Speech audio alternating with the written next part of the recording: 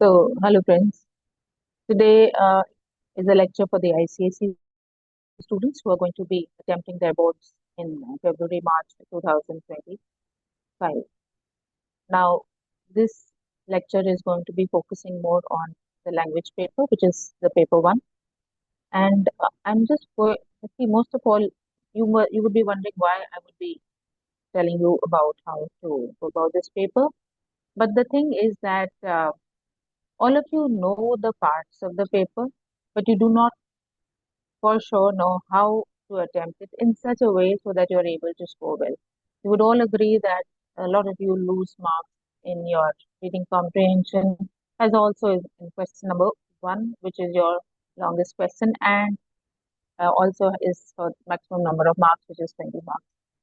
So let's just quickly have a look at your paper pattern and also which particular question you should attempt first, how much time you should spend on it, and how you should go about it, right? So I'm going to be sharing screen from my other device.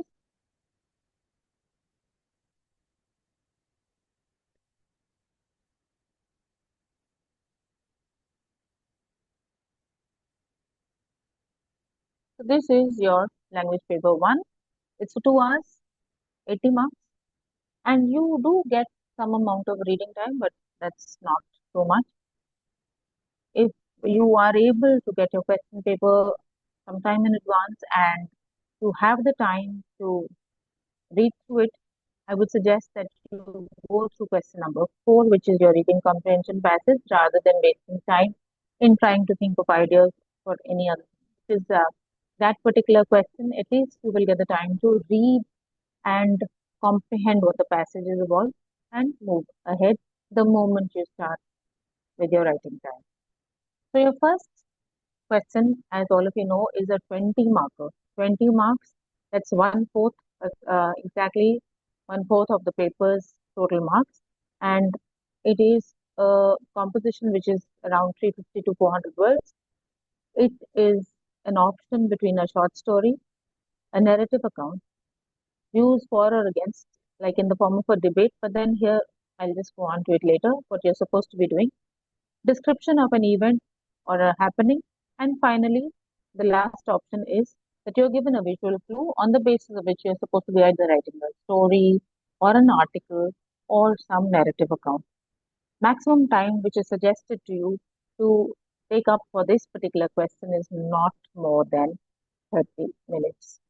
Okay, I'll tell you later how you should be attempting and when you should be attempting. Now, coming thereafter is your second question, which is a choice between a formal and informal letter, and your maximum time limit is 20 minutes, marks allotted 10. The complaints, when you're talking about formal complaints, can be in the form of a complaint. Sorry, the formal letters can be in the form of a complaint or formal request. Complaint could be about a product, a service, or some uh, kind of problems that you are facing in your locality. Formal requests, editors' letters, letters to the editor, where you're trying to put forward some grievance that you have in your neighborhood, or could be you're just talking about some issue which is of genuine interest to public at large. Coming thereafter is question number three, which is notice and email writing, 5 marks each. You should not be actually devoting more than 15 to 20 minutes for this. Also, 20 minutes is more than enough. And here in ICSE, when we're talking about this, in ICSE, your notice and email are both on the same topic.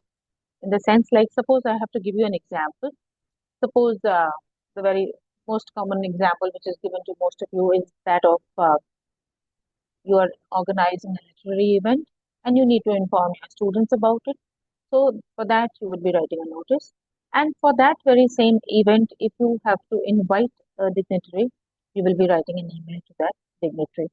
So on the same topic, notice as well as email, 5 marks each.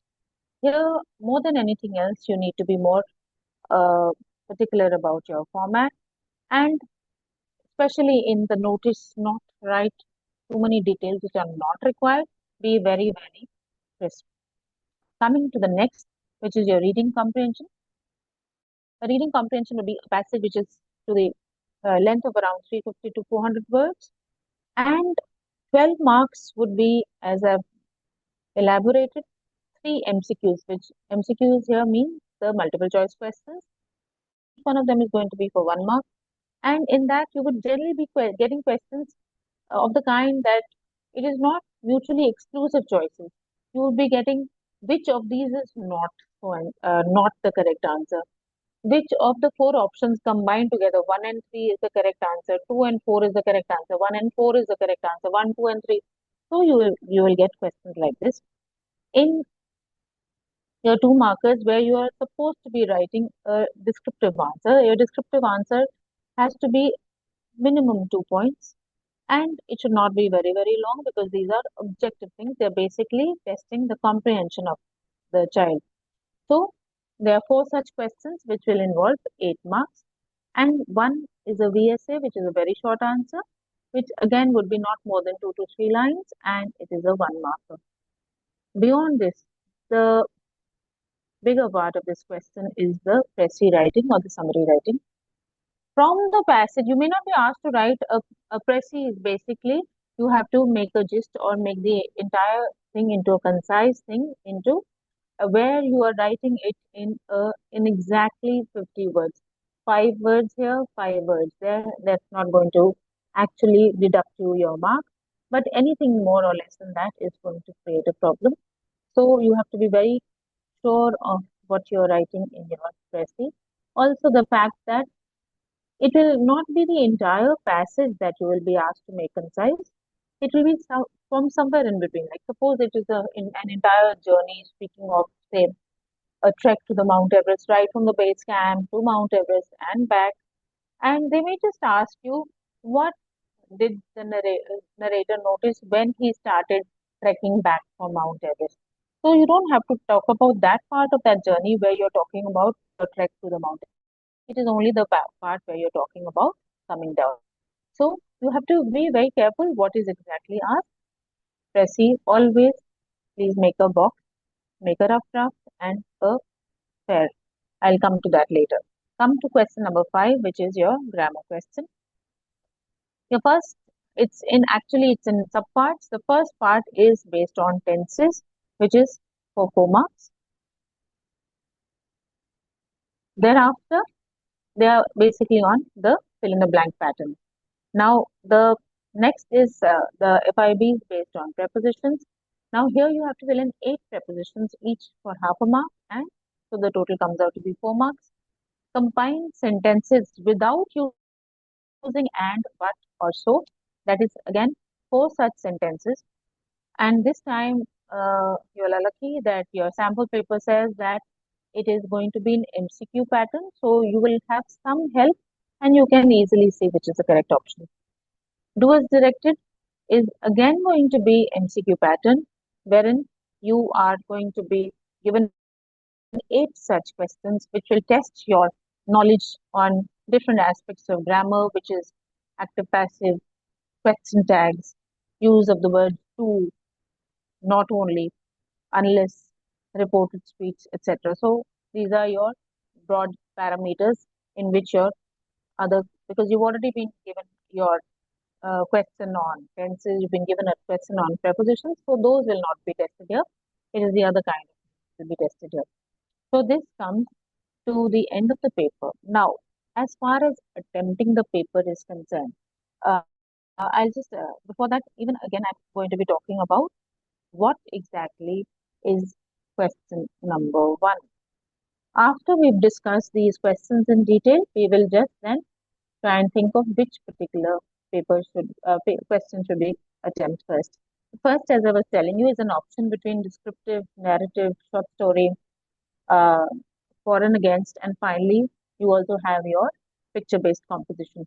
So, when the first particular A part is descriptive, please focus on the topic. Like you may be asked to describe a train journey or something like a, a visit to Wonderland. It could be something very imaginary also, but then you have to look at the topic very, very carefully and connect to it logically. Once I've discussed the kind of questions, I will also tell you how you should go about it so that your composition looks to be very systematically written, and it is also a pleasure for the examiner to correct. The narrative composition then is whose narrative has been asked. Like, is it you as the narrator? Then you want to I. If it is a person, a dialogue between two people, and based on that, you have to go ahead, or you have to talk about a robber's account or some such person. Please focus and very, very carefully examine whose narrative has been asked, first person or someone else. And you can insert, because it is a narrative, you can put in dialogues. You can, and the more dialogues that you put in, the more imagery that you put in. Like imagery means give visual clues, give auditory clues. Like suppose you are talking about a robbery in some certain place or a fire incident. So you put in, like you build into it. If I'm talking about a fire incident, and the flames leapt up all yellow, and it was the entire area was so full of smoke that it was difficult to breathe. So you are actually putting the entire picture into the examiner's mind.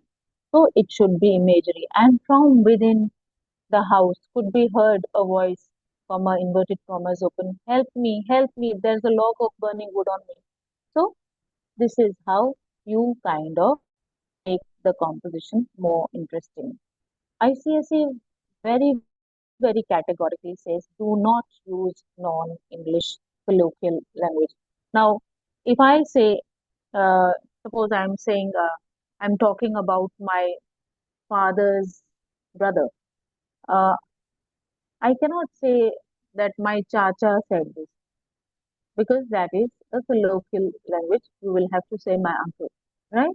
So please, or my paternal uncle. So avoid words which are colloquial in nature, which are native to India, but they are not part of English language per se.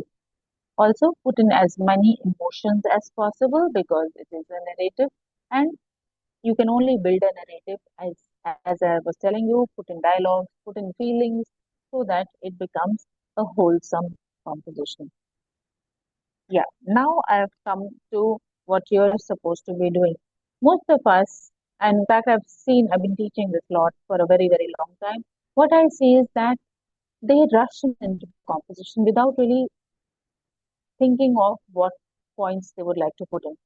If you do that, what is going to happen is that somewhere you may remember what you wanted to put in the beginning, what would have otherwise been a part of the introduction, and you remember it towards the end. If you're doing a pros and cons, you may somewhere remember some one of the pros, and you have already started writing the cons.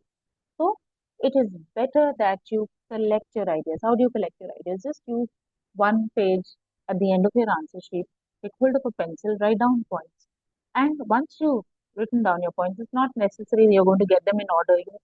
As they flash into your mind, you just write them down and then organize what you'd like to come into your first paragraph, your second paragraph.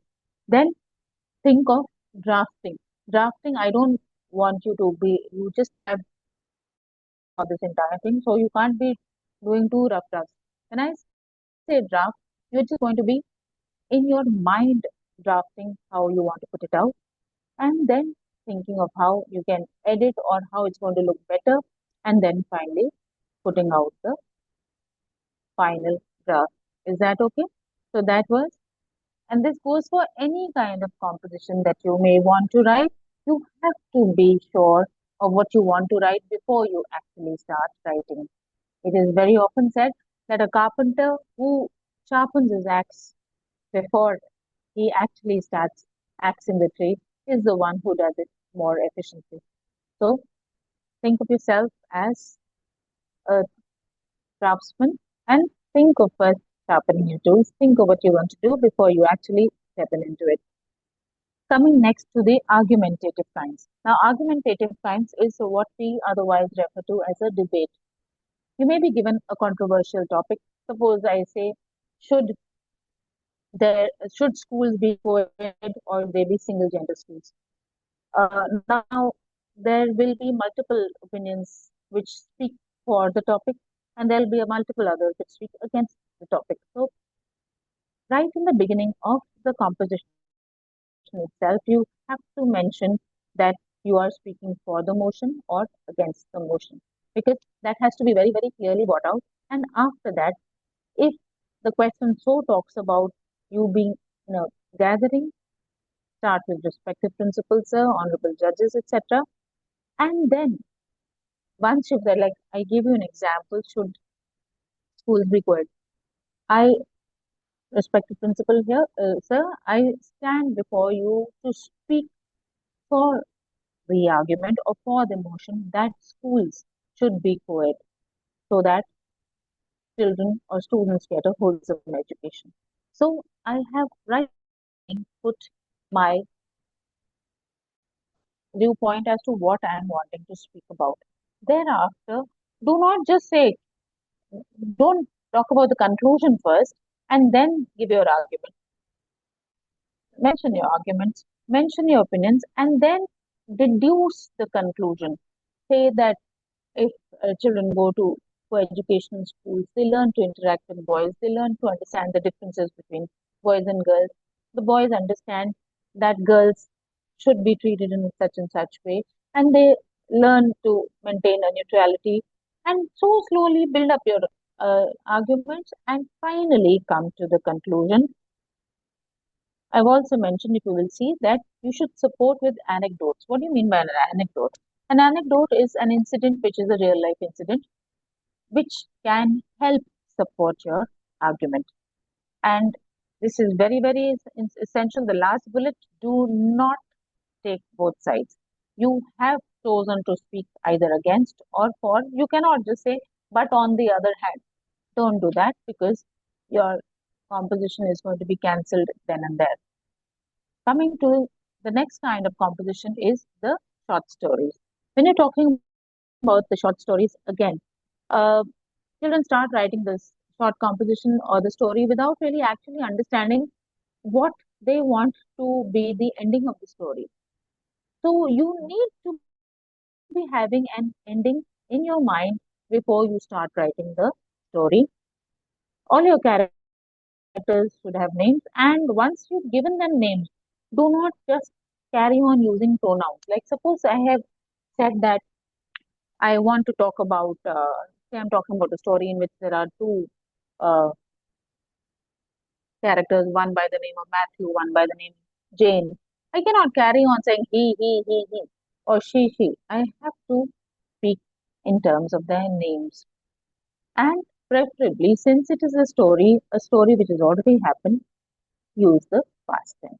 Unless you are going to go into the future, but in the future tense, you generally would not know how the story is going to end. So preferably your story should be in the past tense.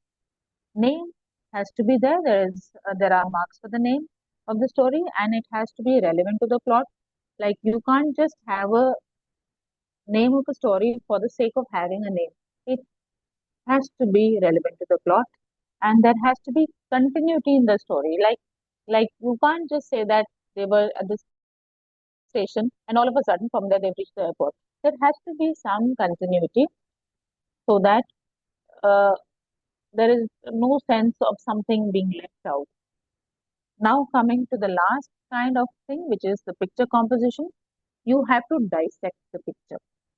Dissect the picture, look at it very carefully, each and every component of the picture, and see what it is trying to tell you.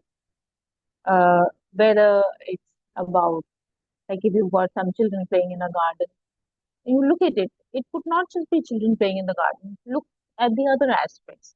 Like, are there children of all kinds of wearing all kinds of clothes? Are we talking about national integration?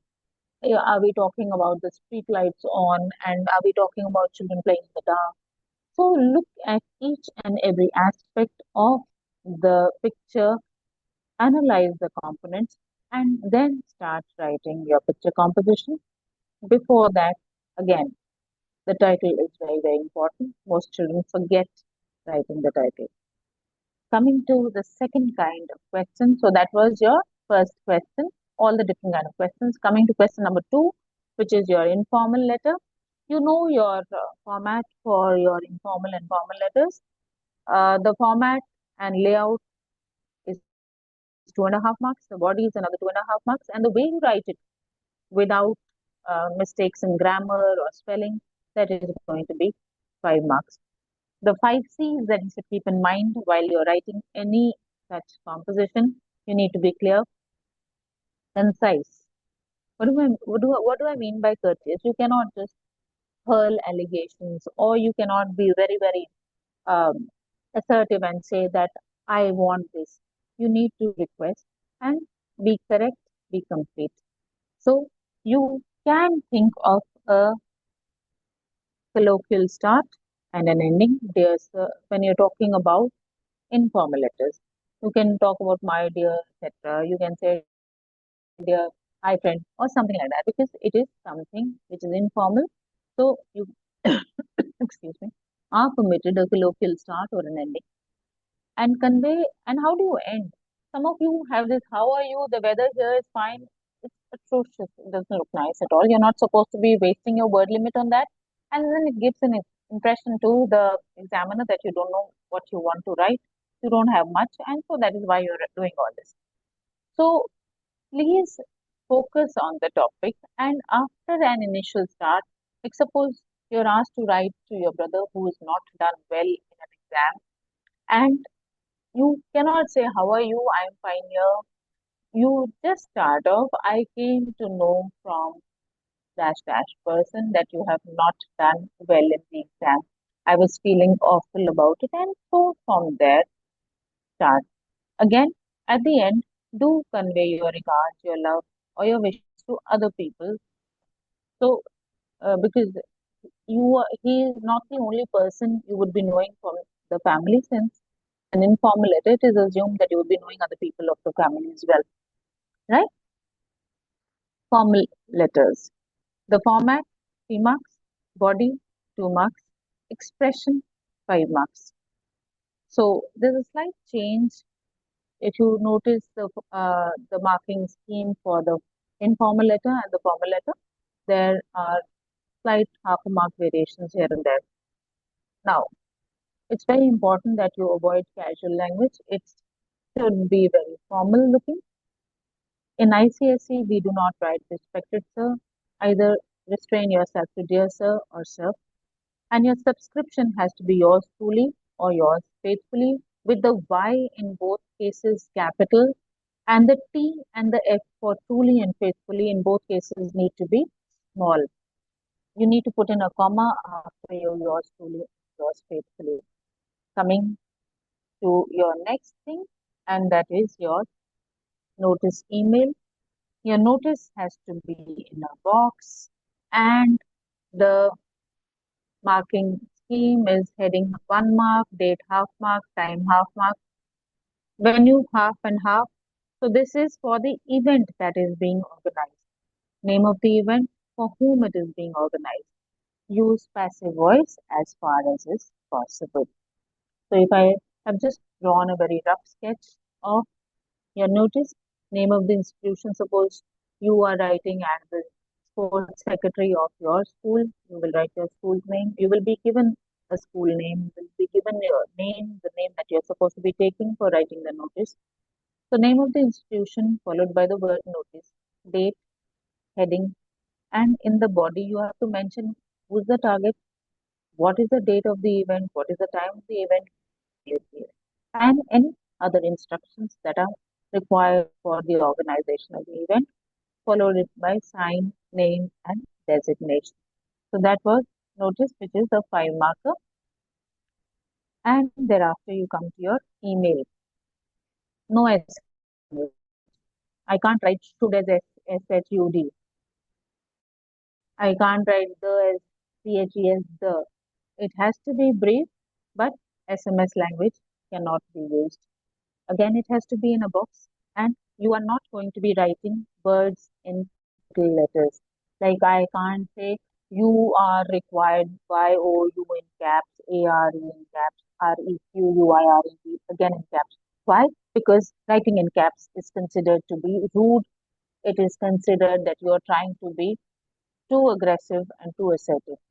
Your salutation has to be dear sir, ma'am, and on the right, I've put in your marking scheme. 2 half a mark, subject, half a mark, salutation, half mark, opening and closing together, 1 mark, subscription, half a mark, and your expression in it is 2 marks. You're generally being asked to write in an invitation to a person who is supposed to be attending the event that for which you have given the notice. And so you will have to somewhere speak of how his presence is going to affect the performance of the students or the conduct of the event. Is that okay? Now, question number 4, you have to be precise in your answers. As I told you, in your 1 mark, you have 4 2 markers. 3 of them are MCQs, one of them is a very short answer. So, do not go too long. You're not supposed to be going too long in your comprehension answers. It is just to test your comprehension. For Pressy writing, make 2 grids, one for rough, one for final. And the rough one, once you're done, just neatly strike it across and write rough and then write the final. And when you make the grid, generally you should be making a 6 words line. And so you have 6 into 8 lines and followed by 2 in the last line. So that makes it a 50. And you will be able to understand where you are exceeding or not able to reach the particular word limit. Do not summarize the whole passage, as I told you, only as much as has been asked in your specific question. So this is as far as your uh, paper pattern is concerned. Now, if I have to talk about how you should be attempting it. Now, my option to you would be that you attempt, as I was telling you, read the reading comprehension in the reading time itself. So that will be question number 4 that you start looking at first. I think this has become too thick. Just give me a moment. So question number 4 first, and in that the Pressy will take the time. We'll come to that later. After you've done question number 4, it should be question number 5, which is your grammar question. After that, come to your question number 3, which is your notice and email. Question number 1 and 2 is your choice, but my personal preference is question number 1. We've already said that you cannot take more than 30 minutes here. We've said not more than 20 minutes here. Another not more than 20 minutes. So this was your long composition of 20 marks. This is your letter for 10 marks. This is your notice and email. So for that, you should not be spending more than 15 minutes. So by now, you have already spent 1 hour and 5 minutes. Now, coming to question number 5, which is your Pressy question and your comprehension question. Your comprehension may not take that much of time, but your Pressy definitely will take you time. And so I am assuming that you would be having to give around 20 minutes, not more than that. Is that okay? So we are already at 85 minutes and we are very close to 1.5 hours. So that leaves you with your grammar question. Your grammar question, keeping in mind that all your grammar entities are known to you, you should not be spending more than, you have 8 fill in the blanks for your prepositions, 4 for your tenses. So that's something which you can easily attempt in, say, 10 odd minutes. And so I think 20 minutes is more than enough, more than enough. In fact, too much for your grammar. Let's see what have we achieved. So this is 30, 40, 50, 60, 70, 80, 90, and you've, you've done 105 minutes, out of which I am assuming your reading comprehension question, you would have spent 10 minutes in the reading time. So actually speaking, you have spent around 95 to 100 minutes of your answering time. That still leaves you with around 15 to 20 minutes for revision. And please make it a point to revise, because otherwise you are not going to be able to take care of your spellings in your grammar. That is very essential. Is that okay? So that was as far as your attempt for your grammar paper is concerned. And We shall talk about your ICSE literature paper later. And if you want to get in touch with me, the numbers are flashed on the screen above, and you can actually see that I take English for all, and I have been teaching Shakespeare for a very, very long. So take care and do get in touch if you require help. Thank you.